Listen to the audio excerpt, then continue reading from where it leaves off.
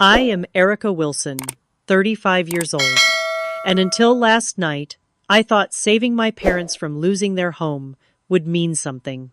I worked my entire life to build my career in tech, sacrificing relationships and sleep to climb that ladder. When my parents needed $500,000 to avoid foreclosure, I emptied my savings without hesitation. Then at 2 in the morning, the text arrived. We know you helped us, but Melissa wants a perfect Thanksgiving without you. I replied with a simple, okay. Before I tell you what happened next, let me know where you are watching from, and hit that subscribe button if you have ever given your all to family, only to feel invisible anyway. Growing up in suburban Illinois, I was always the responsible one. From age 7, I helped with dishes while my sister Melissa played. By 12, I was cooking family meals when Mom worked late. Melissa, 3 years younger, was considered the fragile one who needed protection and special attention. Our parents never said it outright, but their actions made it clear. I was expected to be strong, while Melissa needed coddling. When report cards came, my straight. As earned a nod, while Melissa got ice cream celebrations for passing grades. Dad would beam with pride when Melissa performed in school plays, taking dozens of photos and bragging to relatives. When I won the state science competition, they skipped the ceremony because Melissa had a cold. That pattern became the backdrop of my childhood. I worked after school at 16, saving for college while maintaining my grades. Melissa got a car for her 16th birthday. I took out loans and worked 3 jobs through college, graduating with honors in computer science. Melissa started college 5 times, changing majors with each new passion. My parents funded every attempt, never questioning when she dropped out repeatedly. My career path was steep but steady. Entry-level programmer to team lead within 5 years. Nights and weekends spent learning new skills while my peers socialized. When the startup I joined took off, my stock options became valuable enough to buy my first condo at 30. Meanwhile, Melissa cycled through careers: yoga, instructor, real estate assistant, social media manager, each lasting months before she discovered it was too stressful or not her true calling. Throughout my 20s and early 30s, I visited home monthly, bringing gifts and helping my parents with home repairs. Melissa lived at home on and off, depending on her relationship status or financial situation. Despite rarely visiting when she lived elsewhere, she remained the emotional center of family gatherings. 2 years ago, everything changed. Dad had a mild heart attack following his diabetes diagnosis. Medical bills piled up. Then Mom lost her administrative job when her company downsized. Their retirement savings dwindled rapidly. Though I was saving for a house, I sent money monthly to cover their mortgage. Melissa moved back home permanently, claiming she needed to care for them, though my parents shared she mostly watched television and went out with friends. Last Christmas, the crisis peaked when I received a panicked call. The bank was foreclosing on their home of 30 years. They needed $500,000 to pay off the remaining mortgage and back payments, or they would lose everything. Without hesitation, I liquidated my stock options and emptied my savings. The timing hurt my financial position with the significant tax penalties, but family came first. Their gratitude seemed genuine initially. Tearful phone calls, a handmade thank you card, promises to find ways to repay me someday. Yet by February, the acknowledgement of my sacrifice faded. Conversations returned to Melissa, struggles with finding herself, or conflicts with her latest boyfriend. In the months that followed, Melissa established herself as household manager. She reorganized rooms. Without consulting anyone, discarded family heirlooms she deemed outdated, and most significantly positioned herself as the decision-maker for family gatherings. My parents perhaps from guilt over depending on me financially, or simply falling back into old patterns deferred to her increasingly. I noticed subtle changes in our interactions. Invitations to Sunday dinners became less frequent. My suggestions for family activities were politely declined in favor of plans Melissa had already made.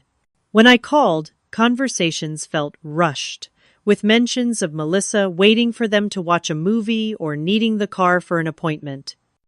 Through it all, I maintained my composure. I never mentioned the financial sacrifice or demanded special treatment. Family dynamics were complicated, and I recognized my parents were aging and perhaps found it easier to manage the daughter who lived with them rather than stand firm against her demands. But deep down, I hoped the upcoming Thanksgiving would be different. I had just closed on a beautiful new home, my first actual house, with a proper dining room and guest bedrooms. Despite the financial setback from helping my parents, my career continued advancing. I had something to be truly thankful for, and I wanted to share that with my family. When I closed on my new house, in early November, hosting Thanksgiving, seemed like the perfect housewarming. The dining room had a beautiful bay window overlooking a small garden, and the open floor plan would allow everyone to be together while I cooked. After years of apartment living, I finally had space to entertain properly. I called my parents immediately after getting the keys. Mom sounded genuinely excited when I suggested hosting. Dad jumped on the extension phone to congratulate me, asking about the neighborhood and whether the house had the workshop space he knew I wanted. For those few minutes, I felt the warm connection I had always craved from them. The next weekend, I invited them over to see the house. I gave them a tour pointing out where everyone would sit for Thanksgiving dinner, the guest room where they could stay overnight if they wanted. Mom brought a houseplant as a gift, and Dad helped me install a new shower head in the master bathroom. Melissa had a brunch with friends and couldn't make it, but I thought nothing of it at the time. That Sunday, I began planning the menu. Turkey, of course, but also the special cornbread stuffing from my grandmother's recipe sweet potato casserole with the pecan topping Dad loved, and the cranberry orange relish that was a tradition in our family for generations. I even planned to attempt the Parker house rolls that Mom made perfectly, but had never taught me to bake. Monday evening, I called to finalize the guest list. Did Uncle Frank need a vegetarian option? Would Aunt Susan bring her new boyfriend? The conversation flowed naturally until I mentioned setting up the basement den with the gaming system for the younger cousins. Mom hesitated before saying, "We have not quite figured out the plans yet. Let me talk to your father and Melissa and get back to you." That was the first indication something was off. Thanksgiving was only 10 days away. What plans could still be uncertain? Tuesday passed without a call back. Wednesday, too. Thursday, I texted Mom a photo of the special maple syrup I had found at the farmer's market for the sweet potatoes. Her reply was just a thumbs-up emoji. No mention of Thanksgiving plans. Friday after work, I called again. Dad answered, sounding distracted. When I asked directly about finalizing the Thanksgiving details, he said something vague about Melissa having some ideas and changed the subject to ask about my work. The conversation ended with nothing resolved. The weekend arrived, and I decided to proceed with my preparations regardless. I deep cleaned the house, ordered a fresh turkey from the local butcher to pick up Tuesday, and bought all the non-perishable ingredients. Sunday evening, I set the dining room table as a test run, measuring the space for serving dishes and centerpieces. I sent a photo of the beautifully arranged table to our family group chat. Melissa responded first. "Looks nice, but kind of formal for our family, don't you think?" Before I could reply, she sent another message. "By the way, I found these gorgeous autumn decorations for the mantel at home. The living room looks so festive now." Mom quickly chimed in. Melissa has really made the house look beautiful for the holiday." The implication hung in the digital silence. They were decorating their house for Thanksgiving, not planning to come to mine. Still, no one had directly said anything, so I waited, giving them the opportunity to clarify. Monday morning, I texted a simple question. Should I pick up the turkey Tuesday as planned, or have arrangements changed? Mom replied, "Let me check with Melissa about the size she ordered." That confirmed my suspicions. Still, I waited for someone to actually tell me the plans had changed. The day passed, with no further communication. Tuesday after work, I stopped by their house, unannounced, bringing a bottle of wine and the special maple syrup. The living room was indeed decorated for Thanksgiving, with new autumn-colored throw pillows and a centerpiece on the coffee table. The dining room table was partially set with Thanksgiving dishes. When I asked about the table, Mom looked uncomfortable. "It is just easier for your father not to travel with his heart condition," she said, though their house was only a 20-minute drive from mine. Melissa emerged from the kitchen, seeming surprised to see me. "Oh, I was going to call you tomorrow," she said. "We are doing Thanksgiving here this year. I figured with your busy schedule you would not mind. You can still come, of course. Bring that pumpkin cheesecake you made last year. Everyone loved it." I felt a flash of hurt but masked it quickly. "Of course, whatever works best for everyone," I replied. Inside, I felt foolish for assuming I would host for spending the weekend preparing my home.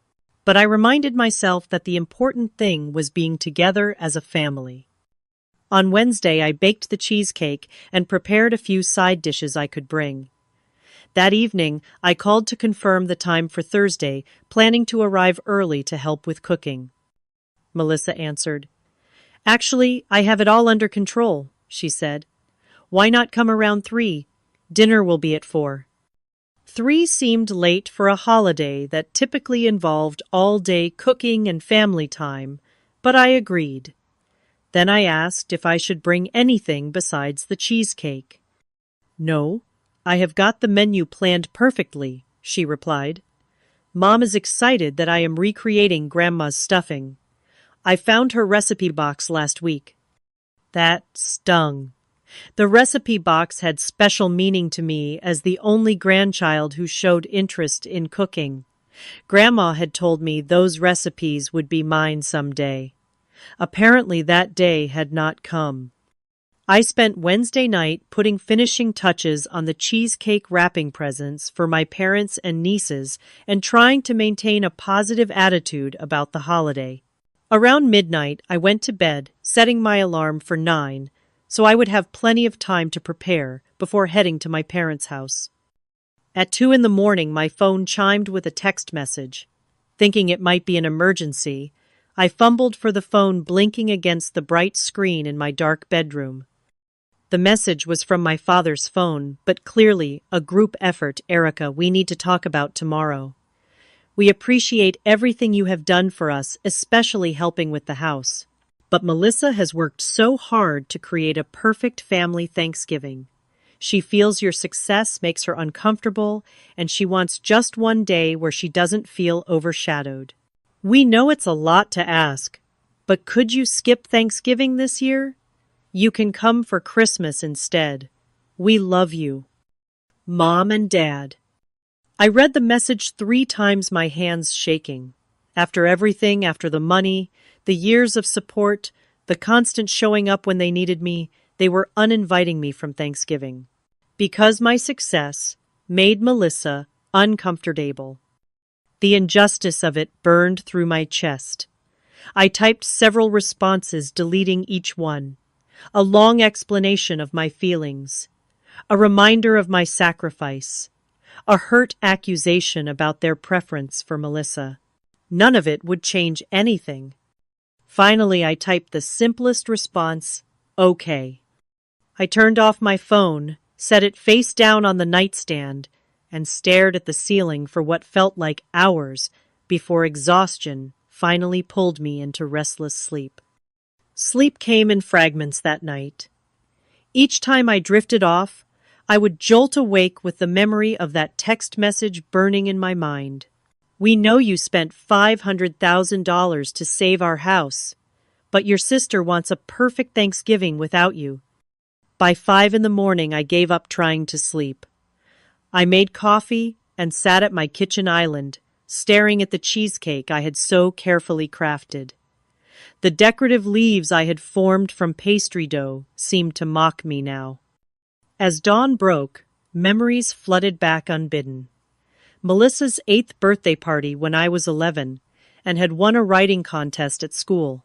I tried to show my parents the certificate during the party, and Mom had whispered, "Not now, Erica. This is Melissa's special day." I had nodded and put the certificate away, never mentioning it again. My high school graduation, when Melissa had a tantrum about the dress she had to wear, delaying the family so long, we arrived after I had walked across the stage. The college tuition my parents couldn't help with because Melissa needed a car to get to her part-time job. The Christmas I flew home despite a snowstorm, while Melissa, who lived 20 minutes away, couldn't make it because she didn't feel well. Each memory stung fresh, as if they had all happened yesterday rather than scattered across decades. The pattern was so clear now, illuminated by the harsh light of that text message. I had always been the responsible one, the self-sufficient one, the one who didn't need attention or validation. Except I did need those things. I had just learned not to ask for them. At 7, my phone rang. It was Alicia, my best friend since college. I hadn't called her, hadn't told anyone about the text yet. "Morning early bird," she said. "I had a weird feeling and wanted to check on you before I start my day. Everything okay?" The concern in her voice cracked something open in me. Before I knew it, I was sobbing, barely able to explain what had happened. Alicia listened, then exploded with outrage. "They did what? After you gave them $500,000? No, absolutely not. This is emotional abuse, Erica. You need to stand up for yourself right now. Call them back and tell them exactly what you think of their golden child complex." Her anger was validating, but didn't feel like the right approach. "I don't want to stoop to creating family drama," I said. "That would just prove Melissa's point that I'm a problem." By 9, I had showered and dressed, deciding to go into the office, despite it being a holiday weekend. Work had always been my refuge, the place where merit was recognized and effort rewarded. James, my project manager, was there too, catching up on end-of-quarter reports. He noticed my red eyes immediately and invited me into his office. Unlike Alicia's fiery response, James was methodical, asking clarifying questions about the history of these dynamics. "This isn't just about Thanksgiving," he observed. "This is about a lifetime of being taken for granted. What would happen if you stopped being the responsible one? If you stopped being available whenever they need something?" I had never considered that possibility. My identity was so wrapped up in being reliable and taking care of everyone else. Who would I be if I stopped? By noon, I was sitting in a coffee shop near my office, watching families stream in for pre-holiday lattes. A mother with 2 young daughters caught my attention. The older girl helped her sister with her coat zipper without being asked, then held the door as they left. The mother stopped, knelt down to eye level with the older child, and said something that made the girl beam with pride. Such a simple acknowledgement, yet I felt tears threatening again. Was that all I had wanted, to be seen? To have my contributions acknowledged, not just with brief thanks quickly forgotten, but with consistent respect and consideration? The question lingered as I drove home, my mind racing with possibilities. Back at my house, I walked through the rooms I had so carefully prepared for a family gathering that wouldn't happen. The dining table still set for 8. The guest room with fresh towels folded on the bed. The refrigerator full of ingredients for side dishes no one would eat. I sat on my couch and finally allowed myself to feel everything The hurt, the anger, the profound sense of betrayal. I cried until no more tears would come, until my throat was raw and my head pounded. Then, like the calm after a storm, clarity began to emerge. This pattern with my family would continue indefinitely unless something changed. They would take and apologize briefly when confronted, then revert to the same dynamics. Melissa would continue to be prioritized. My feelings would continue to be secondary. My resources would be expected whenever needed. And I realized I had allowed it. By never objecting, by always showing up anyway, by providing financial support without conditions, I had enabled this treatment. My parents and Melissa behaved this way because it worked for them and because I had never given them reason to change. As afternoon faded into evening, I made myself a simple dinner and ate it at my perfectly set dining table. The symbolism wasn't lost on me. I had prepared a place for myself, regardless of whether others recognized its value. My phone had remained silent all day. No follow-up from my parents, no acknowledgement of the pain their message must have caused. It was as if, having delivered the difficult news, they preferred to pretend it hadn't happened. Perhaps they expected me to show up anyway, cheesecake in hand, willing to be the bigger person yet again. By 8 o'clock, a plan was forming. Not a plan born of anger or revenge, but of self-respect. Of finally recognizing that I deserved to be valued, not just for what I could provide, but for who I was. I sent a text to Alicia. "You free for coffee tomorrow morning? Need your help with something." Then I opened my laptop and began researching. By midnight, when I finally went to bed, I felt something I hadn't expected.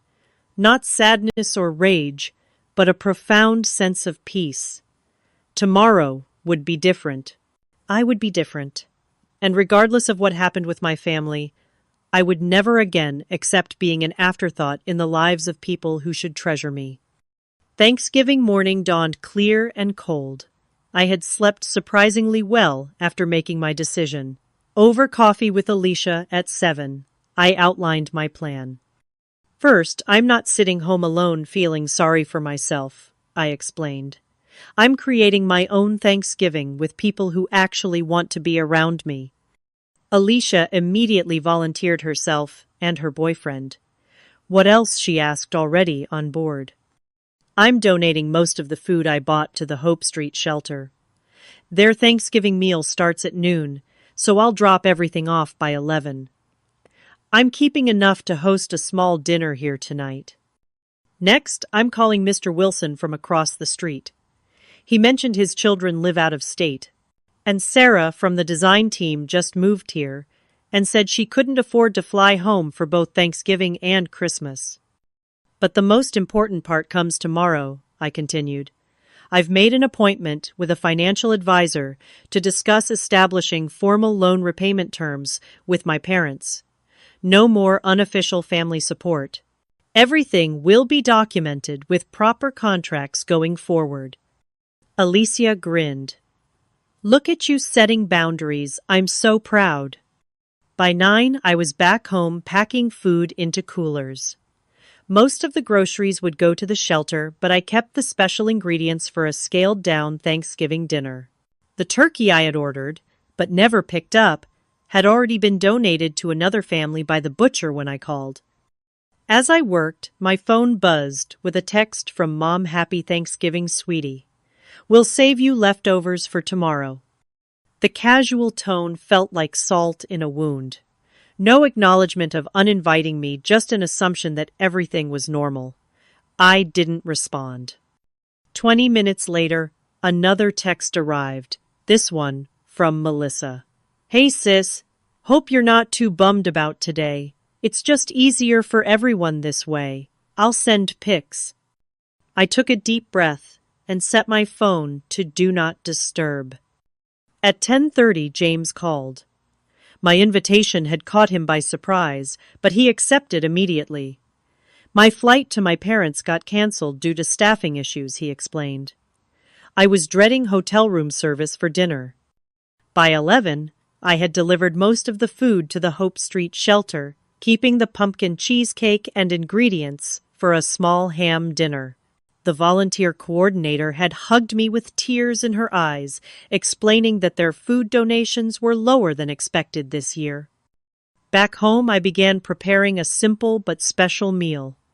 Nothing as elaborate as I had planned for family, but thoughtful nonetheless. As I worked, I felt lighter than I had in years.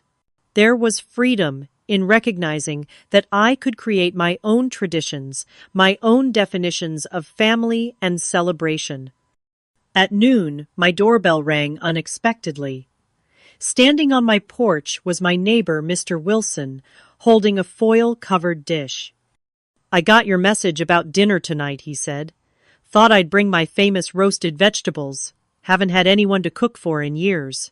Hope it's okay I'm early, but I figured you might like some company while you cook." His kindness nearly undid my composure. "Come on in," I managed. The company would be perfect. Mr. Wilson settled at my kitchen island, sharing stories about Thanksgivings from his 68 years while I worked. His gentle humor and lack of judgment created space for me to open up about my family situation. "That's mighty generous what you did for your parents," he observed. "But sometimes, the most loving thing you can do for people is let them face the consequences of their choices." Around 2, my phone rang with a number I didn't recognize. Normally, I would have let it go to voicemail, but something prompted me to answer. "Erica, is that you?" It was Uncle Frank, my father's brother. "I haven't spoken to you in too long. Listen, I'm at your parents' house, and something doesn't add up.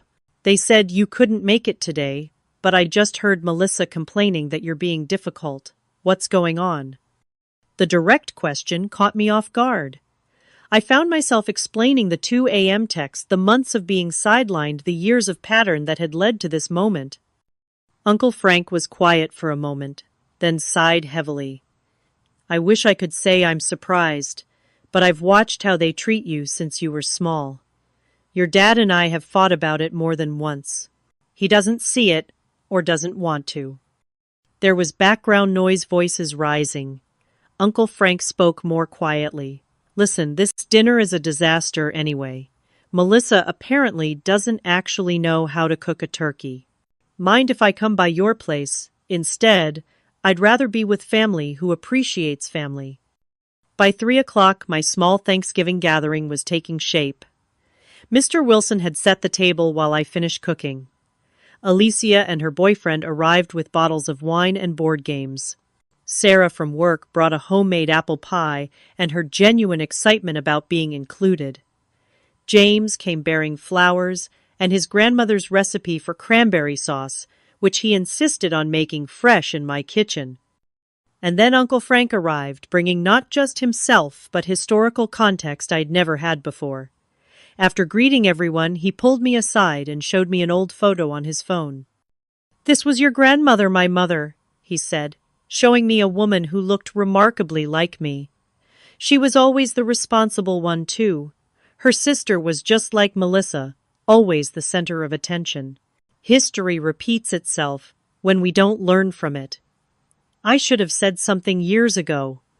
Just as we were about to sit down to our unconventional Thanksgiving dinner, my phone began ringing repeatedly.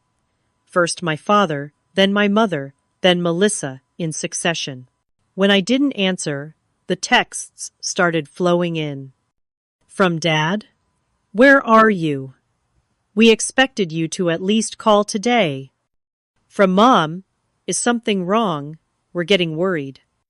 And finally, the most revealing from Melissa. "Where's the turkey you promised to bring? Everyone's hungry and blaming me." Uncle Frank read the message over my shoulder and burst out laughing. "They still expected you to provide the food, even after uninviting you." The realization was both hilarious and painful. They hadn't just expected me to accept being excluded, they had expected me to still contribute to the meal I wasn't welcome to attend. I showed the messages to my guests, who responded with appropriate outrage on my behalf. But rather than letting it derail our gathering, we sat down to our meal, a mismatched but perfect celebration of new connections and authentic gratitude. As we raised our glasses in a toast, the doorbell rang again. Through the frosted glass of my front door, I could make out 3 figures standing on my porch. The morning of Thanksgiving arrived with a surprising sense of calm. I had expected to wake feeling devastated, replaying that text message over and over in my mind.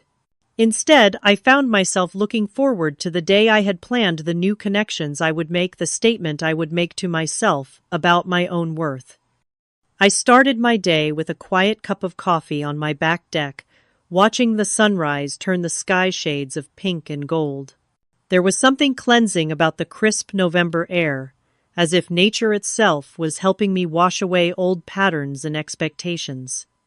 By 9, I was sorting through the food I had purchased, deciding what to donate and what to keep. The process was therapeutic, each decision a small act of reclaiming control. This stuffing mix for the shelter, these specialty cranberries for my dinner, the imported chocolates I had bought as a treat for my father would now be enjoyed by my unexpected guests. When I arrived at Hope Street Shelter with my donation, the coordinator, Lisa, greeted me with surprise.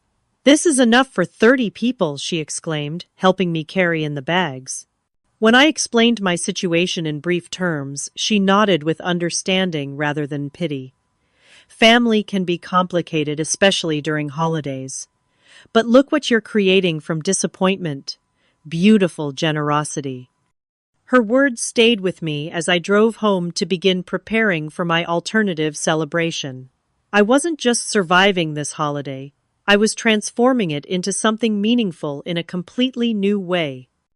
Back in my kitchen, I began preparations for a simpler but still special meal. Without the pressure of creating the perfect family Thanksgiving, I found myself enjoying the process more. I put on music, danced between the refrigerator and stove, and didn't worry about whether my pie crust was as perfect as my mother's always was. When Mr. Wilson arrived early with his roasted vegetables and genuine desire to help, I felt the first pieces of a new kind of community clicking into place. In his gentle, unassuming way, he took over setting the table while sharing stories about his late wife's legendary pecan pie disasters. "She tried every year for 40 years, he chuckled. "Never did get it right. But boy, did we laugh about it. Sometimes the best traditions come from imperfection." The arrival of each guest brought new energy to my home. Alicia burst in with her typical enthusiasm, immediately filling the space with laughter and warmth. Sarah arrived looking slightly nervous until Mr. Wilson handed her a glass of wine and asked for her opinion on the proper way to fold napkins, drawing her effortlessly into our growing circle.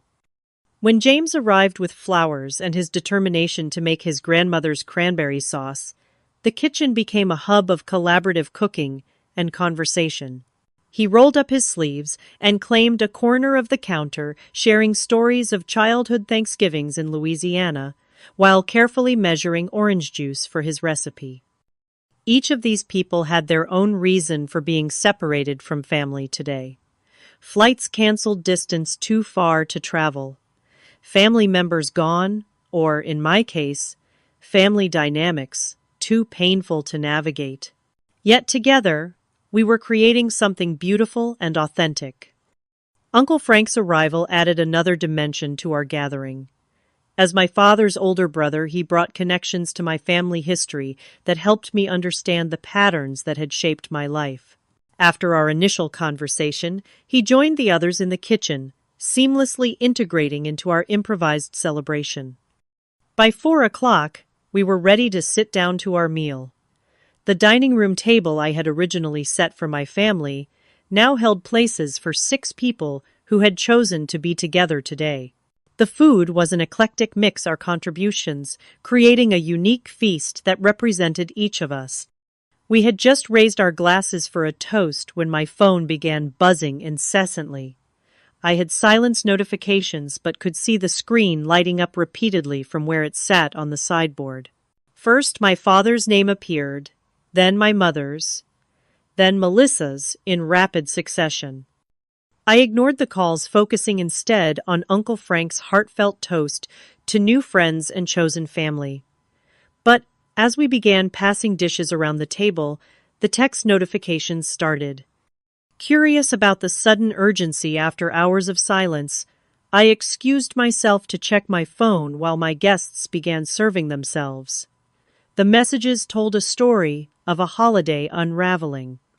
From Dad at 3:45 p.m. Erica, are you on your way? Your mother's worried. From Mom at 3:50 p.m. Sweetheart, please call when you get this. We expected you by now. From Melissa at 3:55 p.m. Where are you? Everyone's asking. From Dad at 4:05 p.m. If you're running late, just let us know. Dinner's ready, but we're waiting for you. From Mom at 4:10 p.m. Are you okay? Please respond. And finally, the most revealing from Melissa at 4:15 p.m. Where's the turkey you promised to bring? Everyone's hungry and blaming me. I stared at my phone in disbelief, then found myself laughing so hard. Tears came to my eyes. The audacity was actually impressive. After explicitly uninviting me via text, they still expected me to provide the main dish for their meal.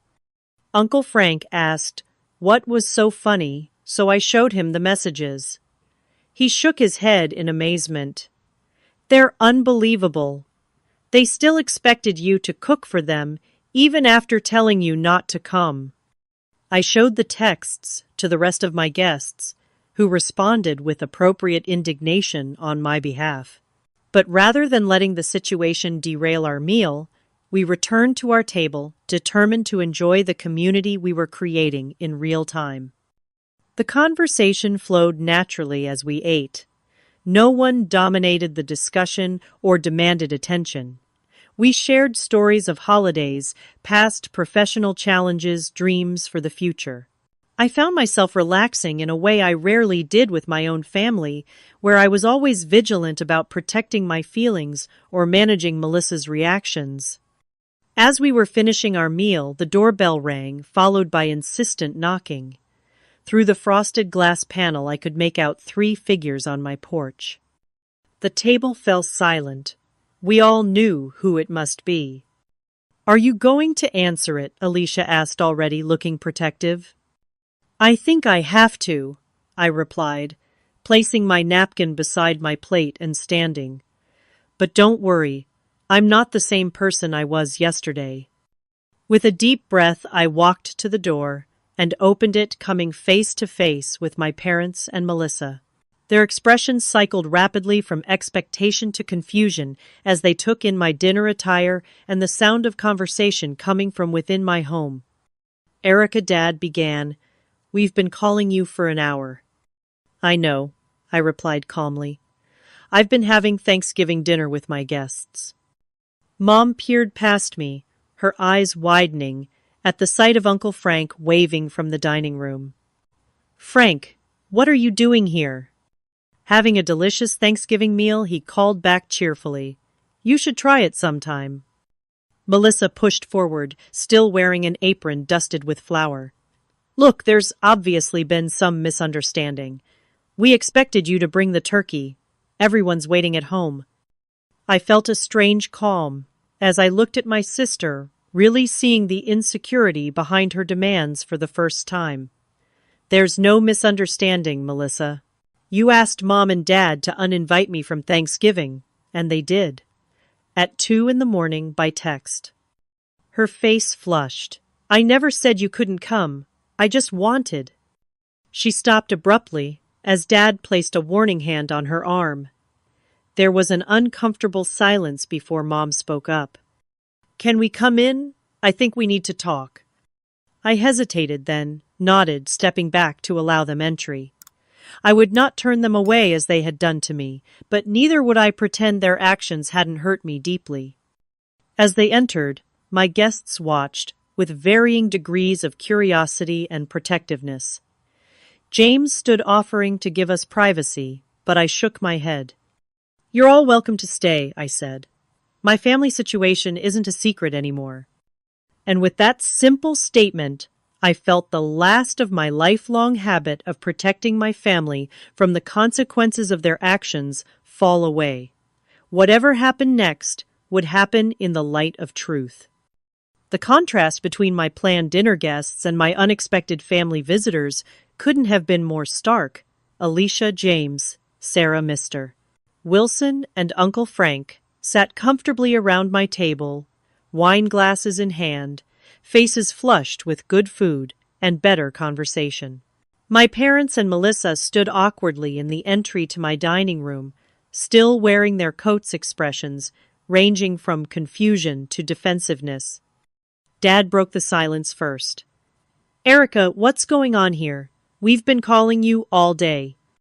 I remained standing oddly calm in the face of confrontation that would have terrified me just 24 hours earlier.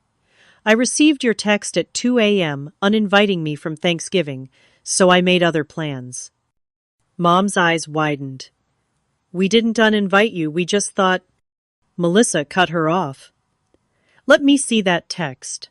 I bet she's exaggerating." Without a word, I retrieved my phone, opened the message, and held it out. They huddled together to read it, and I watched their faces as reality sank in. Dad looked stricken, Mom confused, and Melissa looked away, unable to meet anyone's eyes. "I didn't mean it like that," Dad finally said, his voice small. "We just thought with how hard Melissa worked to plan everything." Uncle Frank stood up, wine glass still in hand. "Brother, I love you, but that message is pretty damn clear. You told your daughter not to come to Thanksgiving after she saved your house.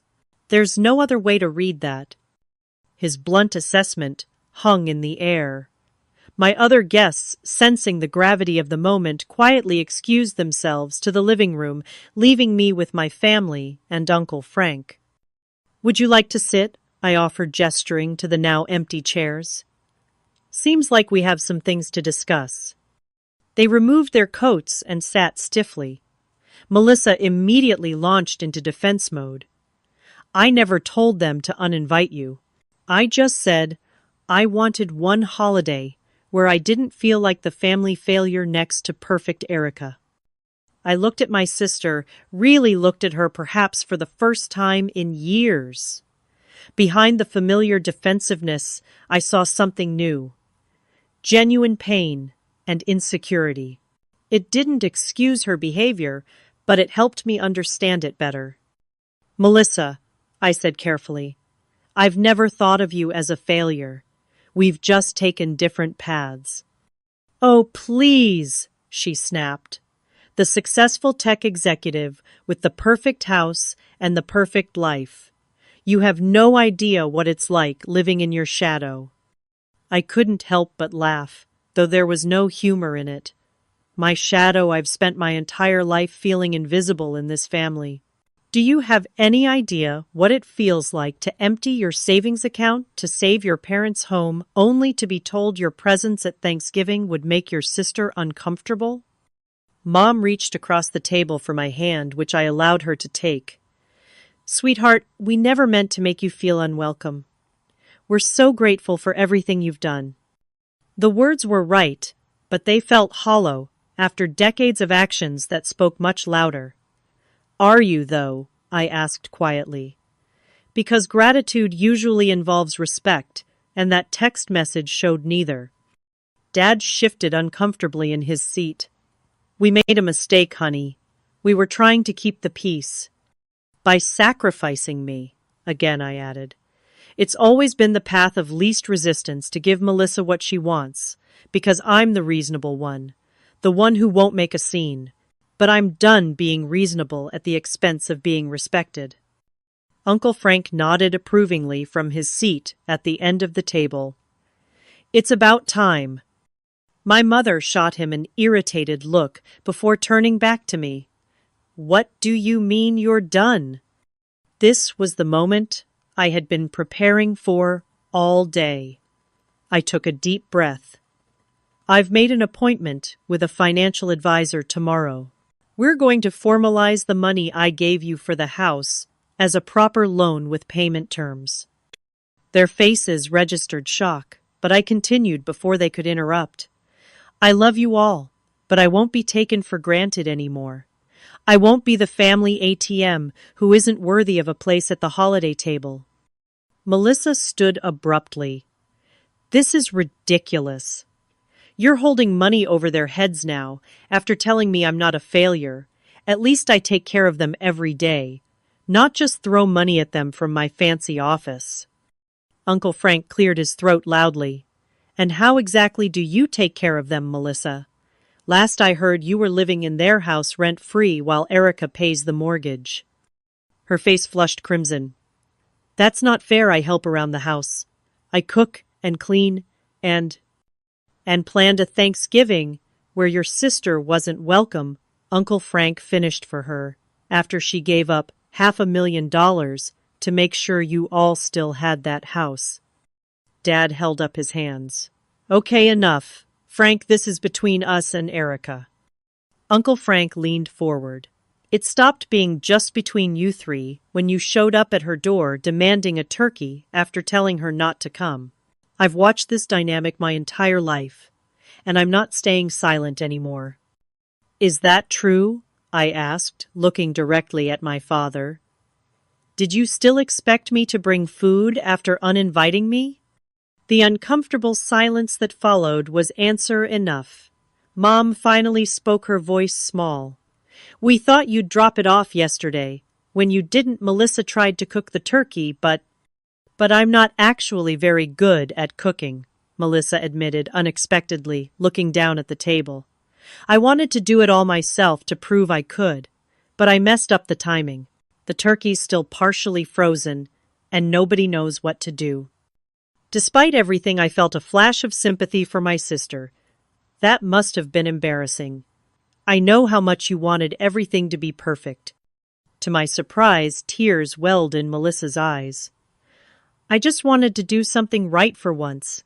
You're so good at everything, and I'm just not. I thought if I could create the perfect Thanksgiving, maybe everyone would see me differently. The raw honesty of her admission shifted something in the atmosphere. For perhaps the first time in our adult lives, Melissa wasn't deflecting or blaming someone else for her struggles. I think we've all been stuck in roles that don't work anymore, I said gently. You as the fragile one, who needs protection, me as the strong one who doesn't need attention. Mom and Dad as the mediators who avoid difficult conversations. It's not serving any of us. Mom wiped away tears. I never realized we made you feel invisible, Erica. You were always so capable, so independent. I guess we thought you didn't need us the way Melissa did. I needed you just as much, I replied quietly. I just learned not to show it because there was never room for my needs too. Dad reached across the table and took my hand, his eyes moist with unshed tears. I failed you, kiddo. I was so busy trying to lift Melissa up that I didn't see I was pushing you aside. And that text.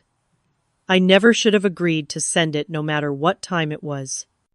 From the living room, we could hear my friends talking quietly, giving us space for this overdue conversation. Their presence reminded me of the community I had built for myself, the relationships based on mutual respect rather than obligation or history. So what happens now? Melissa asked, looking uncertain for the first time I could remember. Now we start being honest with each other, I said. Starting with the fact that I'm not coming back to your house tonight. My guests and I are going to finish our Thanksgiving dinner. You're welcome to join us, but this isn't going to be fixed with one conversation. Mom looked at the remnants of our meal still on the table, then at the living room where my friends waited. You've created your own family, she observed, with a hint of sadness. I followed her gaze. Not instead of you, in addition to you, because I needed people who saw me clearly. Dad squeezed my hand. We see you now, Erica. Too late, maybe, but we do. And in that moment, despite years of hurt and the fresh wound of the previous night's text, I believed him. Not that everything was fixed, but that for the first time, they were really seeing the damage that had been done. It was a start. Uncle Frank raised his glass. To new beginnings and hard conversations, he toasted. And to my niece Erica, who finally stood up for herself. My parents and Melissa looked at each other, then at me, uncertainty written across their faces. The choice is yours, I said. You can join us for dessert, or you can go home and we can talk tomorrow after my financial advisor appointment. Either way, things are going to be different going forward. In their hesitation, I saw the first recognition of the new boundary I had established. For the first time in my life, I wasn't automatically accommodating their preferences at the expense of my own well-being. And while part of me felt guilty for their obvious discomfort, a stronger part felt the relief of finally honoring my own worth. The weeks following that Thanksgiving became a time of painful but necessary growth for our entire family. True to my word, I met with a financial advisor the next day and established formal repayment terms for the money I had given my parents. The process was uncomfortable for all of us, but it created clarity where there had previously been unstated expectations and resentment. My parents initially seemed hurt by what they perceived as a lack of trust, but as Uncle Frank bluntly told them, trust is earned, and you broke it when you put Melissa's comfort above Erica's basic dignity. The loan agreement was reasonable, $500 monthly over several years with no interest. The amount was symbolic more than practical. I didn't need the money back immediately, but I needed them to acknowledge the value of what I had given. Each payment would be a tangible reminder that my contributions to the family deserved respect. Melissa reacted with predictable defensiveness at first. This is just her way of punishing all of us, she complained during a tense family dinner the weekend after Thanksgiving. But when I remained calm and explained that boundaries weren't punishment but self-protection, something seemed to register for her. I'm not trying to hurt anyone, I told her. I'm trying to stop being hurt myself. As December arrived, I began sessions with a therapist who specialized in family dynamics, Dr. Lewis helped me understand that my compulsion to rescue my family financially was connected to my lifelong attempt to earn the validation I should have received freely. The more I gave, the more I hoped they would finally see me. But the pattern only deepened with each sacrifice. You cannot buy love with money or perfect behavior, Dr. Lewis observed during our third session. Your worth isn't tied to what you provide for others. It seemed so obvious when stated plainly, yet I had structured my entire life around that flawed equation. The holidays approached with uncertainty hanging over our family traditions. Christmas had always been spent at my parents' home with me arriving early to help cook and set up. This year, I informed them I would be coming for dinner, only bringing a dish to share and presents to exchange, but not taking on my usual role as behind-the-scenes coordinator. Dad called me after receiving this news, sounding worried. It won't feel like Christmas without you here all day, kiddo. I'm still coming, Dad, I assured him. I'm just not coming to work. There's a difference between being together as family and me serving the family. I need you to see that distinction. His silence told me he was processing this perspective for the first time. Finally, he sighed. I get it. I don't like it, but I get it. Melissa surprised everyone by stepping up for Christmas preparations. She asked Mom to teach her some of the traditional family recipes and took responsibility for decorating the house. Her efforts weren't perfect. The turkey was a bit dry, and she forgot to put sugar in the cranberry sauce. But her genuine attempt to contribute meaningfully represented significant growth. As we sat down to Christmas dinner, Mom raised her glass in a toast. To family, she said simply, and to learning to see each other clearly. I caught Melissa's eye across the table. For once there was no resentment or competition in her gaze, just a tentative acceptance. We weren't close yet and might never have the sisterly bond portrayed in movies, but we were beginning to acknowledge each other's full humanity. It was a start. By spring, the regular loan payments had become simply part of my parents' monthly routine. The formality I had feared would damage our relationship actually seemed to improve it, creating clear expectations where there had previously been unspoken assumptions. I maintained my boundaries in other ways, too. When Mom called asking me to drive 2 hours to help clean their gutters, I gently suggested they hire a local service. When Melissa hinted that she needed money for car repairs, I offered to research reliable mechanics in her area instead. Each small refusal felt uncomfortable at first, going against decades of established patterns. But with time, it became easier to distinguish between genuine family connection and one-sided obligation. A year after that fateful Thanksgiving text, we gathered again for the holiday, this time at a neutral location, a private room at a local restaurant that Uncle Frank arranged. No one had to cook or host, allowing us all to simply be present with each other. As we waited for our meal to be served, Dad cleared his throat nervously. "I want to say something if that's okay." We all turned to him expectantly. "This past year has been hard," he began. "Hard but necessary. I've had to look at myself as a father and recognize where I failed both my daughters in different ways." He turned to me. "Erica, I relied on your strength so much that I forgot you needed support too. And Melissa," he turned to my sister, "I tried to protect you from every difficulty, which only made you less capable of handling life's challenges." Mom reached for his hand, her eyes damp. "We both made mistakes, but we're learning. And we're grateful." He squeezed my hand across the table for the wake-up call. Melissa, to my surprise, had tears streaming down her face. "I've been awful," she admitted. "So caught up in competing with you that I couldn't just be happy for your success. I'm sorry, Erica, truly sorry." The simple apology delivered without qualifications or excuses meant more than she could know.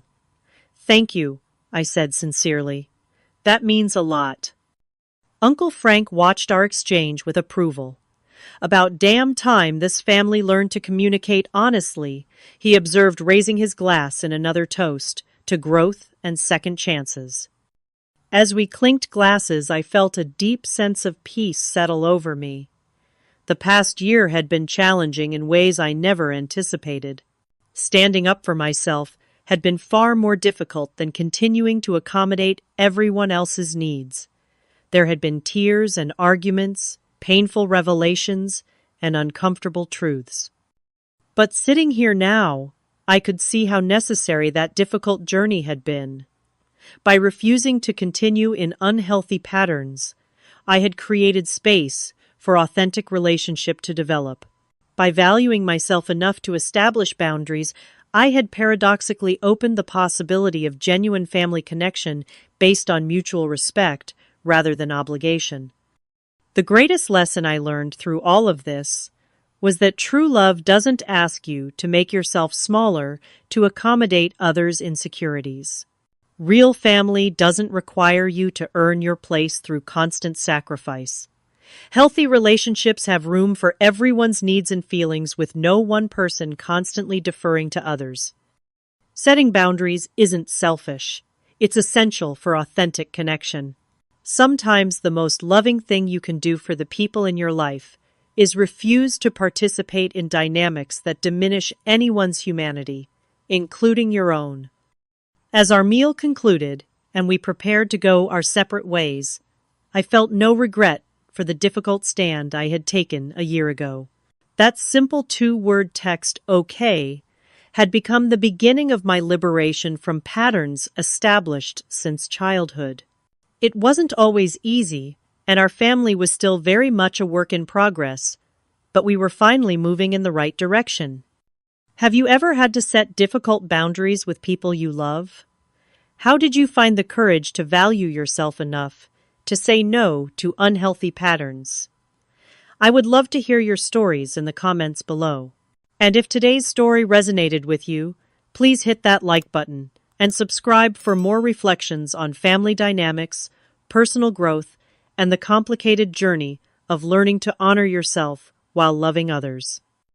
Thank you for listening, and remember, your worth is inherent, not earned, through endless giving. Take care of yourselves out there.